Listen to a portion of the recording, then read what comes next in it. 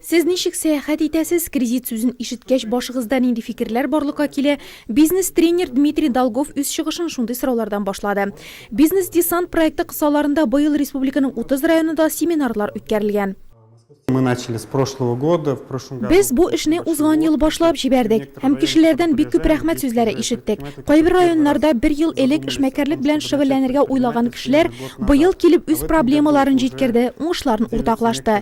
Мондый чараларның республиканың кече һәм урта эшмәкәрлегенә шундый йогынты ясавы бик яхшы. Оказывает благоприятное влияние.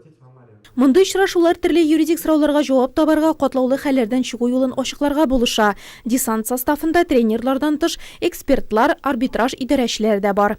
Есть эффект, потому что Нәтиҗәсе бар, чөнки монда эшмәкәрләр тормышындагы гамәли мәсьәләләр, проблемалар турында фикер алышына.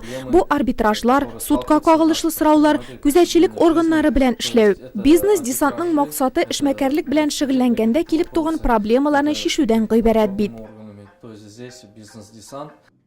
Уңышлы эшләп ятучы фермерлар турында презентацияләр, башка эшмәкәрләр белән тәҗрибә уртаклашу, хәтта бизнес-тренерның шәхси тормышыннан алынган мисаллар. Бизнес-десант проекты киләчәктә дә эшмәкәрләрнең белемнәрен арттыруны күздә тота.